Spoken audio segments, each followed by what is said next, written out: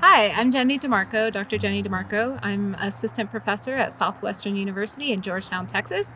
And today I'm standing on a ski slope at Copper Mountain Ski Resort near Frisco, Colorado, where I'm working with Jeff Grazer, the Director of Sustainability at Copper Mountain, and with Copper Mountain directly to set up some research plots to try to understand how we can better restore these ski slopes so that they can improve plant and insect biodiversity as well as sequester carbon and help mitigate climate change. Hi, I'm Haley. I'm an upcoming junior at Southwestern and I'm with a major in environmental studies.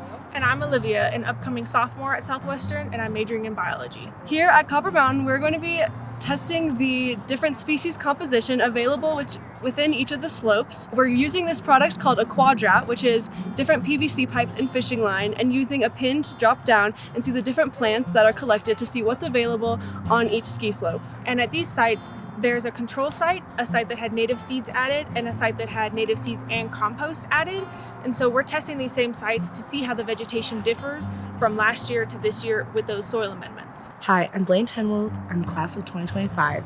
I'm an environmental studies major, and I'm here on Copper Mountain with Dr. DeMarco doing research on soil. So on these slopes, we're doing different trials to see how we can help stabilize the soil here to stop erosion, to better implement plant life and overall biodiversity in our soil. By taking our soil sample, we can then look at pH, soil moisture, bulk density, and all the other aspects that go into looking at the different aspects of soil. I'm Logan Antone. I'm a bio major at Southwestern. I'm taking some samples of different insects in a pitfall traps. We're hoping to see an increase in arthropods. Seeing just an overall increase in both biodiversity in the arthropods that I'm collecting. That should indicate that the soil is more favorable as a habitat for these arthropods. That means that they can do their job of circulating different types of carbon, nitrogen, phosphorus, all the other stuff that'll go into helping the plants and then create a kind of a positive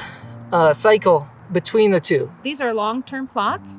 We'll come back at 5 and 10 years and measure the plant diversity, the plant biomass, so how much plant material is there, the soil health, and then the soil carbon to see if these treatments are having an impact on the ecosystem in the community.